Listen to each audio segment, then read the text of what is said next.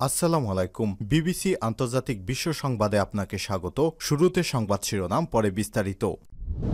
জানিয়ে দিব আমাদের হাতে থাকা সর্বশেষ আন্তর্জাতিক সংবাদ। শুরুতেই সংবাদ শিরোনাম, রাফায় ইসরায়েলি হামলা বন্ধের নির্দেশ দিলেন আইসিজিতে। ফিলিস্তিনের অবরুদ্ধ গাজা উপত্যকায় রাফা ইসরায়েলি হামলা বন্ধ করতে ইসরায়েলকে নির্দেশ দিয়েছেন আন্তর্জাতিক বিচার আদালত আইসিজিতে।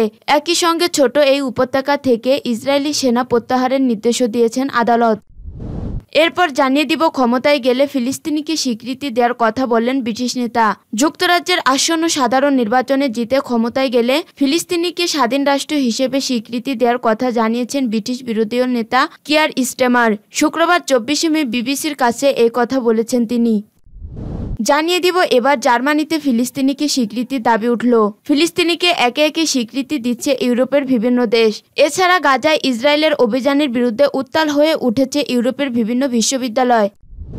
এদিকে আবারও সোমালিয়া জলদস্যুদের কবলে জাহাজ। আবারও বাণিজ্যিক জাহাজে হানা দিয়েছে সোমালিয়া জলদস্যুরা। এবার তাদের শিকার হয় লাইবেরিয়ার পতাকাবাহী এমভি ব্যাসিলিক। তবে জাহাজটির ভাগ্য ভালো। খবর পেয়ে সঙ্গে সঙ্গে ইউরোপীয় ইউনিয়নের জলদস্যু বিরোধী ফোর্স অভিযান চালিয়ে জাহাজটি মুক্তি করেছে। এবং সর্বশেষ জানিয়ে দিব, গাজা থেকে আরও 3 ইসরায়েলি বন্দির মরদেহ উদ্ধারের দাবি। ফিলিস্তিনের অবরুদ্ধ গাজা উপত্যকা থেকে আরও 3 ইসরায়েলি বন্দির মরদেহ উদ্ধার করা হয়েছে। গত 7 অক্টোবর হামলার সময় তাদের হত্যার পর মরদেহ গাজায় নিয়ে গিয়েছিল হামাস। আজ শনিবার 25 মে তাদের মরদেহ উদ্ধারের দাবি করেছে ইসরায়েলি সেনাপ্রধান। প্রিয় দর্শক, এতক্ষণ শুনছিলেন সংবাদ শিরোনাম, এবারে বিস্তারিত। তবে তার আগে বন্ধু, আপনি জানিয়ে দিন কোন জেলা থেকে আমাদের সংবাদটি দেখছেন। জানিয়ে দিন এই সংবাদ সম্পর্কে আপনার মূল্যবান মতামত। আপনি যদি আমাদের চ্যানেলে নতুন হয়ে থাকেন তাহলে ভিডিওটি দেখতে দেখতে চ্যানেলটি সাবস্ক্রাইব করে রাখুন, যাতে করে আমাদের পরবর্তী সংবাদগুলো আপনার কাছে পৌঁছে যায়। এবারে বিস্তারিত। রাফায় ইসরায়েলি হামলা বন্ধের নির্দেশ দিলেন আইসিজিতে। ফিলিস্তিনের অবরুদ্ধ গাজা উপত্যকায় রাফা ইসরায়েলি হামলা বন্ধ করতে ইসরায়েলকে নির্দেশ দিয়েছেন আন্তর্জাতিক বিচার আদালত আইসিজিতে। একই সঙ্গে ছোট ওই উপত্যকা থেকে ইসরায়েলি সেনা প্রত্যাহারের নির্দেশও দিয়েছেন আদালত। আজ শনিবার 25 মে দক্ষিণ আফ্রিকার আবেদনের প্রেক্ষিতে নতুন এই নির্দেশনা দিয়েছে জাতিসংঘের শীর্ষ আদালতের বিচারকরা। এ নিয়ে গাজায় প্রাণহানি প্রতিরোধ এবং মানবিক দুর্ভোগ ঠেকাতে চলতি বছর তৃতীয়বারের মতো নির্দেশনা দিলেন 15 সদস্যের বিচারক প্যানেল। তবে আইসিজের এই নির্দেশ মেনে চলার আইনগত বাধ্যবাধকতা থাকলেও তা প্রয়োগ করার জন্য কোনো পুলিশ ফোর্স নেই এই আদালতের। রায় ঘোষণার সময় আদালতের বিচারপতি নওয়াব সালাম বলেছেন, গত মার্চ মাসে আদালতে যে সামরিক নির্দেশনা দিয়েছেন তা অবরুদ্ধ গাজার পরিস্থিতি পুরোপুরি মোকাবেলা করতে পারেনি। তাই নতুন আদেশ দিতে সেসব শর্ত প্রয়োজন অনুযায়ী পূরণ করতে হয়েছিল। তিনি বলেন, ইসরায়েলকে অবশ্য অবিলম্বে রাফায় সামরিক হামলা বন্ধ করতে হবে।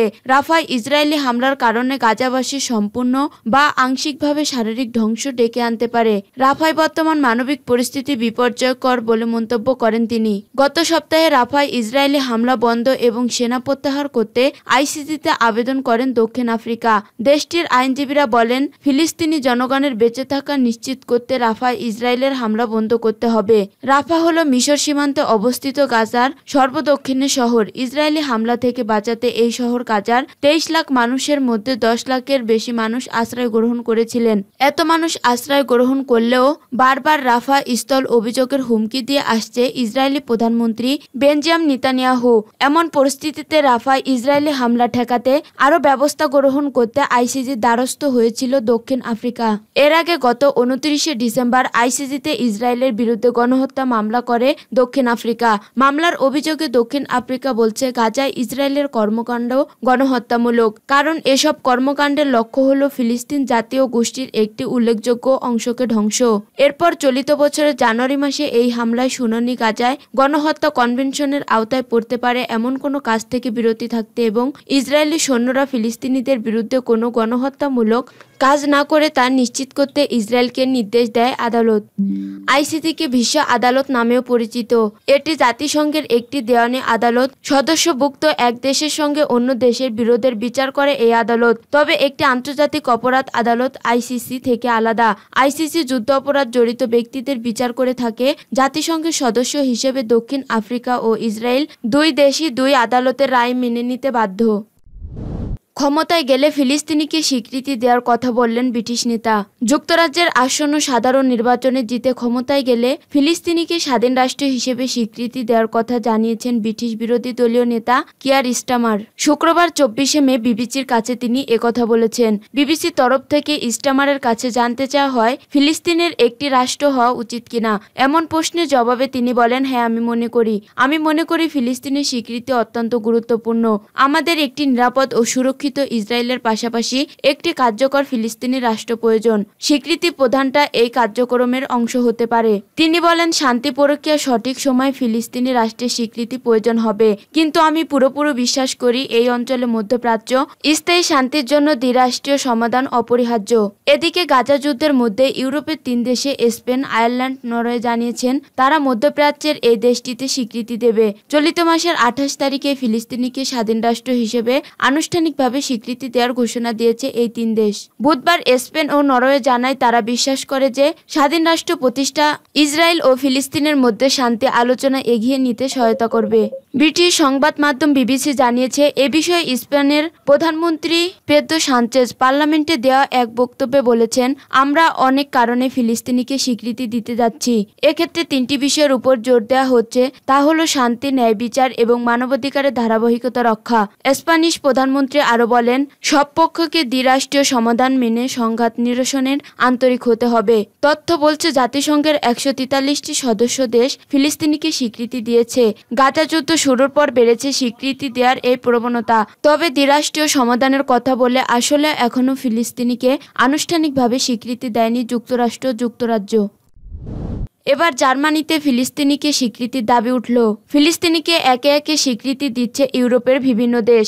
এছাড়া গাজায় ইসরায়েলের অভিযানের বিরুদ্ধে উত্তাল হয়ে উঠেছে ইউরোপের বিভিন্ন বিশ্ববিদ্যালয়। এবার দেশটিকে স্বীকৃতির দাবি জানিয়েছে জার্মানির বিরোধী দল। বৃহস্পতিবার 23শে মে আনাদোলু এজেন্সির এক প্রতিবেদনে এ তথ্য জানানো হয়েছে। প্রতিবেদনে বলা হয়েছে জার্মানির উগ্র বামপন্থী বিরোধী দল দ্য লেফট ডাইলিংকে সরকারের কাছে স্বাধীন ফিলিস্তিন রাষ্ট্রের স্বীকৃতির দাবি জানিয়েছে।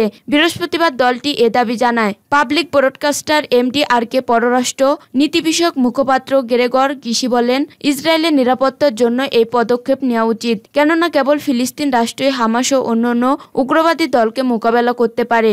এ সময় তিনি সংসদে ফিলিস্তিনকে রাষ্ট্রের স্বীকৃতির জন্য একটি প্রস্তাব উত্থাপনের কথাও জানান। গ্রেগর গিশি বলেন, ইসরায়েলের চেয়ে হামাস ও অন্যান্য সংগঠনের বিরুদ্ধে ফিলিস্তিন কার্যকারী পদক্ষেপ নিতে পারে। ইসরায়েল কেবল সামরিকভাবে এটি করতে পারে, কিন্তু ফিলিস্তিন কর্তৃপক্ষ অভ্যন্তরীণ কাঠামো দিয়ে এর মোকাবেলা করতে পারে। বুধবার সংসদ সম্মেলনে নরওয়ের প্রধানমন্ত্রী জোনাস গাহর স্টোর বলেন, একটি দ্বিরাষ্ট্রীয় সমাধানের সর্বোত্তম পথ। ফিলিস্তিনের স্বীকৃতি না থাকলে মধ্যপ্রাচ্যে শান্তি আসতে পারে না। নরওয়ে আগামী 28 মে ফিলিস্তিনিকে রাষ্ট্র হিসেবে স্বীকৃতি দেবে বলে ঘোষণা দেন জোনাস গাহর স্টোর। নরওয়ের ঘোষণার পরপরই আয়ারল্যান্ডের প্রধানমন্ত্রী সাইমন হ্যারিস এক সংবাদ সম্মেলনে ফিলিস্তিন স্বীকৃতির কথা ঘোষণা দেন। তিনি বলেন, আয়ারল্যান্ড ও ফিলিস্তিনিকে রাষ্ট্রের স্বীকৃতি দেবে। আবারও সোমালিয়া জলদস্যুদের কবলে জাহাজ। আবারও বাণিজ্যিক জাহাজে হানা দিয়েছে সোমালিয়া জলদস্যুরা। এবার তাদের শিকার হয় লাইবেরিয়ার পতাকাবাহী এমভি ব্যাসলিক। তবে জাহাজটির ভাগ্য ভালো। খবর পেয়ে সঙ্গে সঙ্গে ইউরোপীয় ইউনিয়নের জলদস্যুতা বিরোধী ফোর্স অভিযান চালিয়ে জাহাজটি মুক্তি করেছে। রয়টার্সের শুক্রবার প্রতিবেদনে বলা হয়, বৃহস্পতিবার 23শে মে সোমালিয়ার রাজধানী মোগাদিশু থেকে প্রায় 380 নটিক্যাল মাইল পূর্ব দিকে এমভি ব্যাসিলেক্স হামলার শিকার হয়। তখন জাহাজটি উত্তর দিকে যাচ্ছিল। সন্দেহভাজন জলদস্যুরা জাহাজে উঠে ক্রুদের মারধর শুরু করে। জলদস্যুরা 17 জন ক্রু জিম্মি করে জাহাজের নিয়ন্ত্রণ নেয়, কিন্তু তার আগেই জাহাজটি থেকে সাহায্য চেয়ে বিপদ সংকেত পাঠানো হয়। সোমালিয়া জলদস্যুদের কবলে জাহাজ পড়ার ঘটনা নতুন নয়। সম্প্রতি বাংলাদেশ জাহাজ এমভি আব্দুল্লাহকে জিম্মি করে তারা। প্রায় 1 মাস পর 23 নাবিক মুক্তি পেয়ে বাংলাদেশে ফিরে আসেন। এমভি আব্দুল্লাহ গত 4 মার্চ আফ্রিকার দেশ মোজাম্বিকের মাপুটো বন্দর থেকে কয়লা নিয়ে যাত্রা করে।